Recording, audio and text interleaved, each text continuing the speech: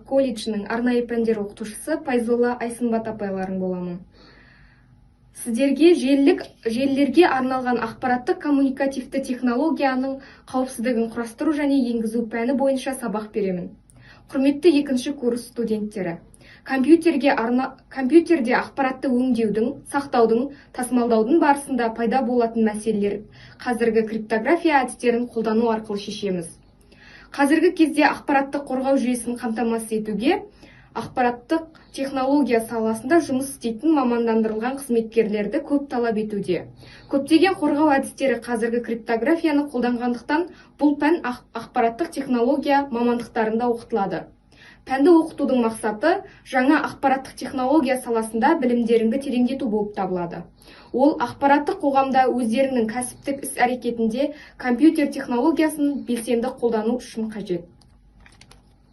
Аталған пәнді меңгеру үшін сіздерге информатика пәнінен меңгеру барысында игерген білім мен дағдылар қажет. Осы пәннің нәтижесінде алған білім, ақпараттық технологиялар, компьютерлік желілер және тағы басқа пәндерде қолданатын боласыздар. Енді осы пәннің негізгі ұғымдарымен таныса кетейік. Құрметті студенттер, бүгін бізде кіріспе сабақ болғандықтан сіздерді ақпараттық қауіпсіздіктің негізгі ұғымдарымен таныстырып кететін боламын. Крыловтың берген анықтамасы бойынша компьютерлік ақпарат ол компьютердегі не басқадай машиналық тасымалдаушылардағы қолдануға не компьютерді басқаруға арналған мәлімет, білім немесе бұйрықтар жинағы. Оны қолдану ережелерін белгілеген жекеменшік иесі бар ақпараттық жүйенің анықталған элементі. Яғни біз бұл анықтамадан компьютерлік ақпараттың жекеменшік иесі болу керек екенін білеміз.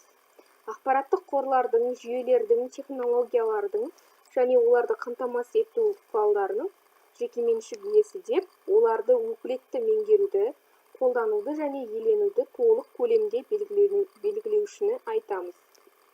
Ақпараттық қорлардың, жүйелердің, технологиялардың және оларды қамтамасыз ету құралдарының иесі деп, оларды өкілетті меңгеруді, қолдануды және иеленуді заң жүзінде белгілеген көлемде орындаушыны айтады. Ақпаратты қолданушы деп, ақпараттық жүйеге немесе қажетті ақпаратты алу үшін дәнекерші көмегіне жүгінуші және ақпаратты пайдаланушыны айтады.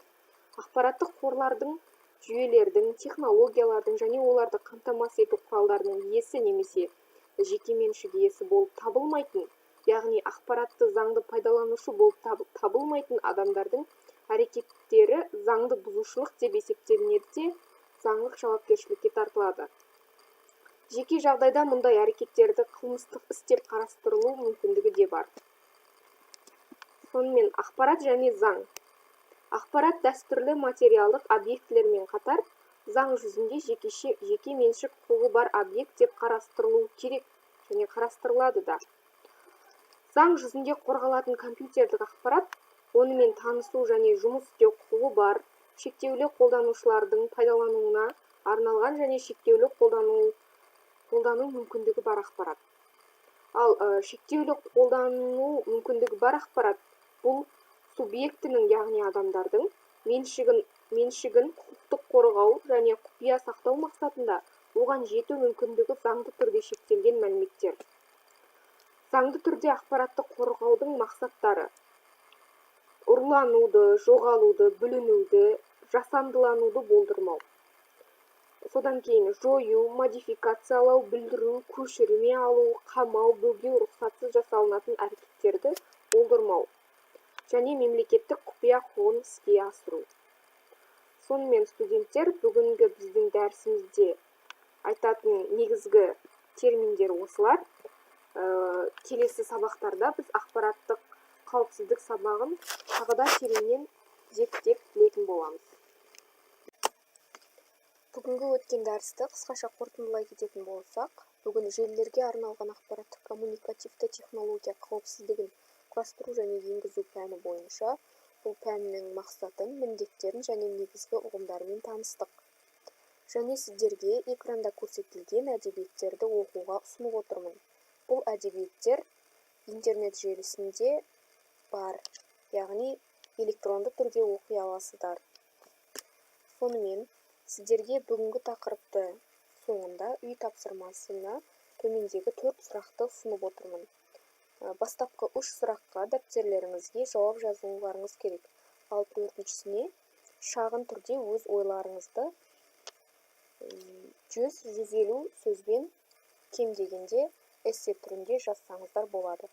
Сонымен бүгінгі сабағымыз осымен соңына жетті. Көңіл қойып тыңдағандарыңызға рахмет, сау болыңыздар.